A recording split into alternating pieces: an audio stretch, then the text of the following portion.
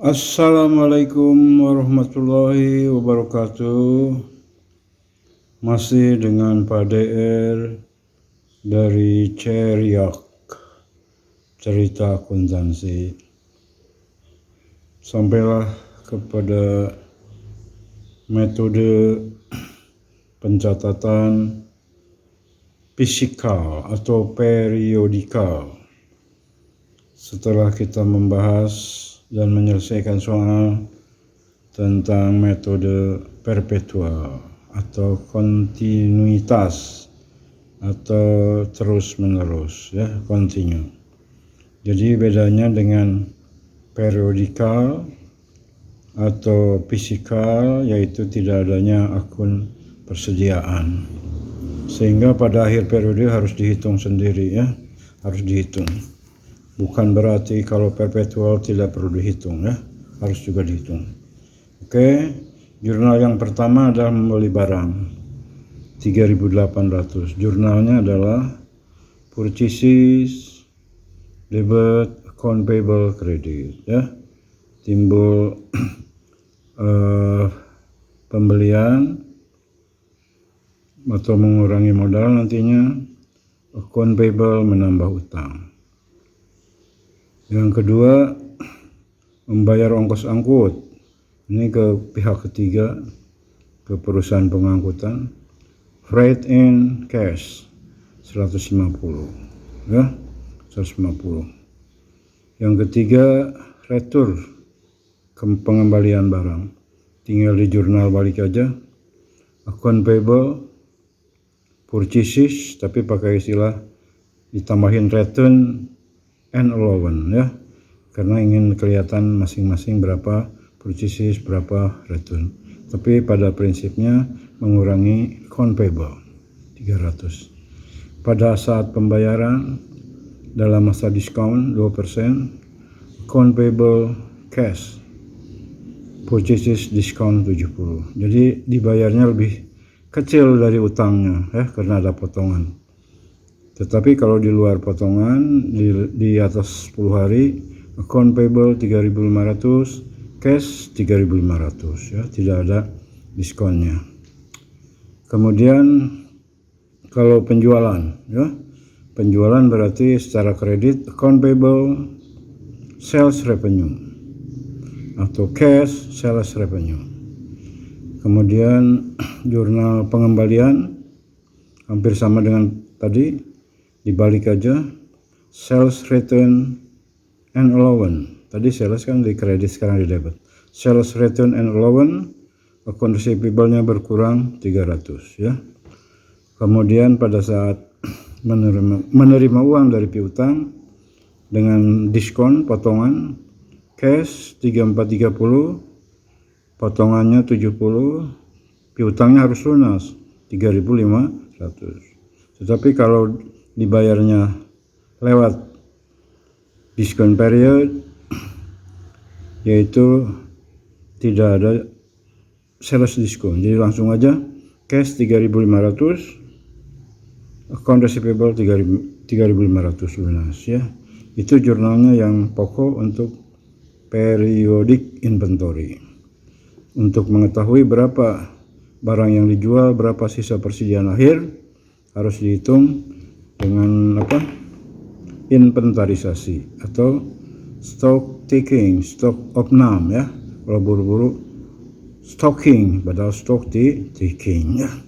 Jangankan ini perpetual aja yang bisa diikuti berapa saldo akhirnya, harus juga diinventarisasi atau di stock opnam, karena ada kemungkinan ngambil barang tidak dicatat, atau ada yang ngambil barang diam-diam atau maling atau gimana, tetap harus dicek berapa buku, berapa fisik, ya.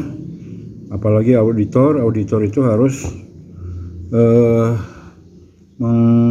meriksa apakah angka-angka dalam neraca atau kejadian-kejadian dalam rugi laba atau transaksi rugi laba, apakah secara fisik ada atau terjadi. Itu yang disebut eksistensi keberadaan atau keterjadian, ya. Jadi misalnya barang 100, lihat di fisiknya ada nggak 100. Jadi masih ingat mungkin ada cerita lama itu, seorang auditor muda memeriksa kas yang hitungnya kan bukan auditor tapi staf di perusahaan, bisa bendahara, bisa yang lain-lain. Si auditor melihat saldo kas itu 1 juta ya, kas 1 juta. Tapi setelah dicocokin dengan brankas, gimana gambar brankas? Ini misalnya, ini rupiah. Di brankas ada 7 juta ya, 7 juta bukan 1 juta, 7 juta. Langsung si auditor itu penasaran. Auditor kan punya sifat pengen tahu, kepo, atau bahasa ilmiahnya skeptis ya, ingin tahu kenapa ini 7 juta. Karena auditornya masih baru, dia langsung aja, ini selisih 6 juta kemana? Untung datang auditor yang senior.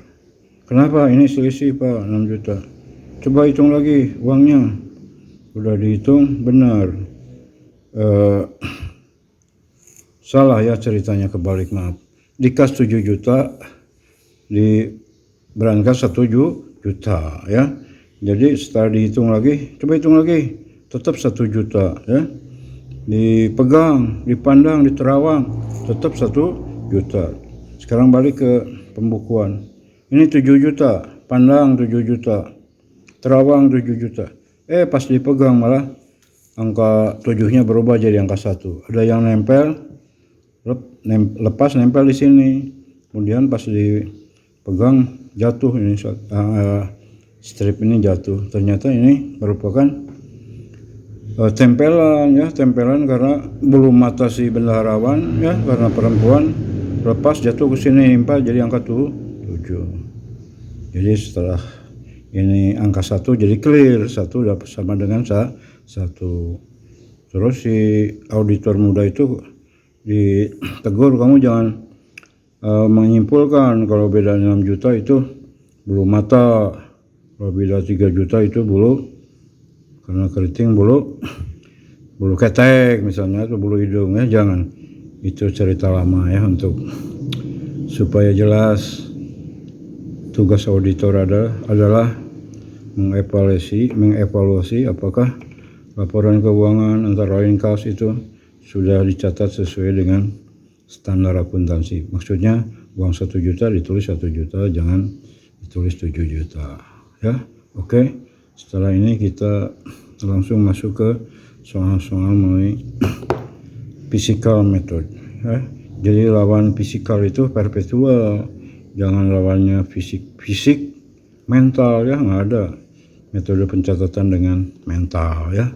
Sekarang itu suka dibalik-balik tapi nggak pas ya, nggak pas. Lawannya normal bukan abnormal, bukan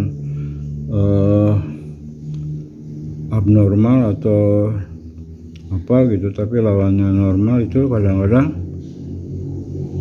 sesar ya, sesar.